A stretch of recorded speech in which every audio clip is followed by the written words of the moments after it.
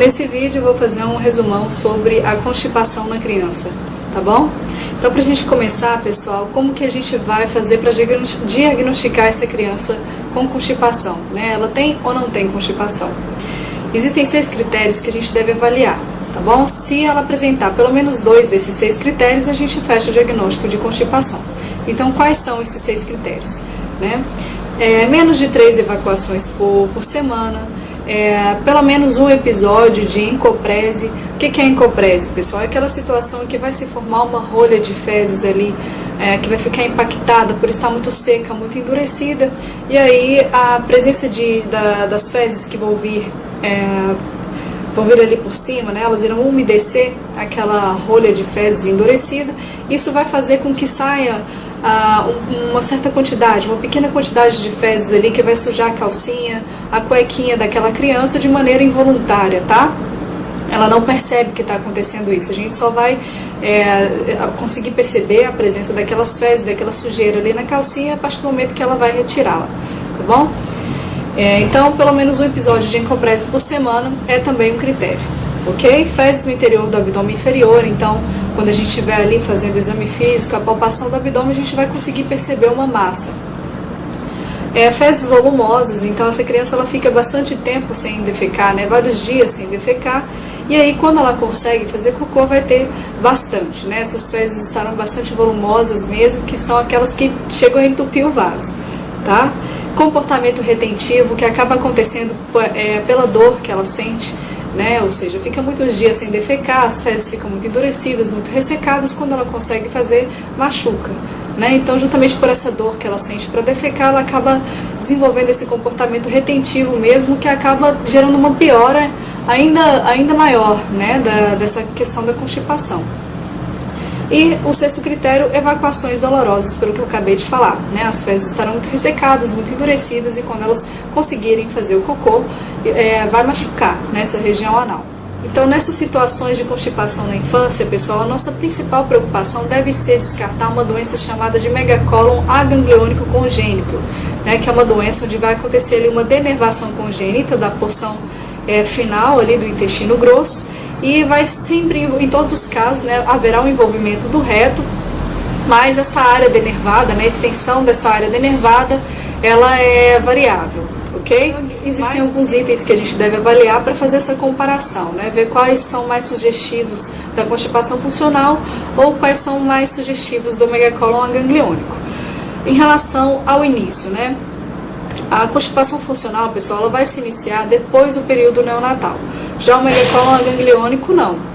O megacólon agangliônico, ele vai se iniciar já no período neonatal. Inclusive, esse recém-nascido, ele tem até 48 horas para eliminar o mecônio.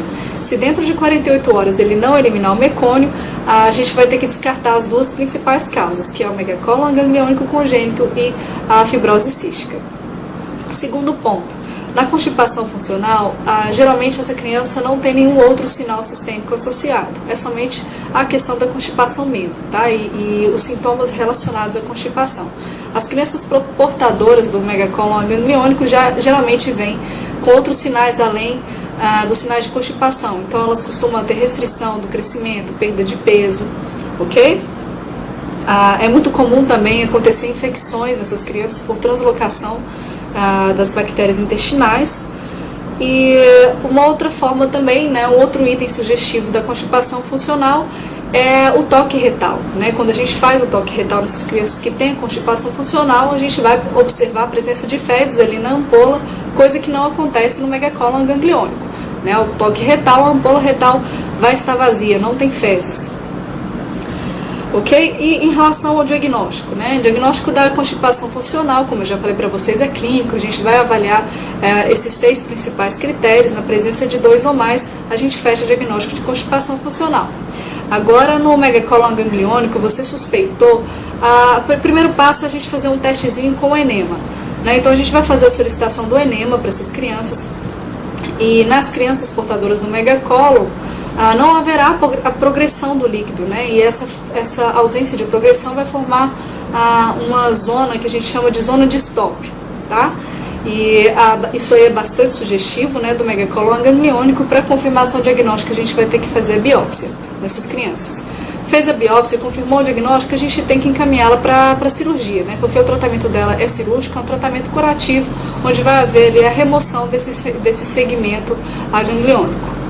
Agora, na constipação funcional, não, diagnóstico clínico e o tratamento, né, pessoal? Antes de qualquer coisa, a gente vai fazer o enema nessas crianças, ou vai estar fazendo ali, colocando um supositório de glicerina para desimpactar a rolha, né? Após a gente ter desimpactado, né, ter aliviado os sintomas dessa criança, a gente vai entrar com as orientações. Então, é muito importante que haja modificação do estilo de vida. Essa criança tem que se alimentar melhor, começar a comer mais fibras, ingerir mais líquidos, aproximadamente 1,5 litro de líquidos por dia, tá? E a gente pode estar fazendo, a princípio, para ajudar, né, nessa questão da constipação, tá fazendo a prescrição de medicamentos laxativos. Então, a gente pode estar passando para ela lactulona, eventualmente o leite de magnésio.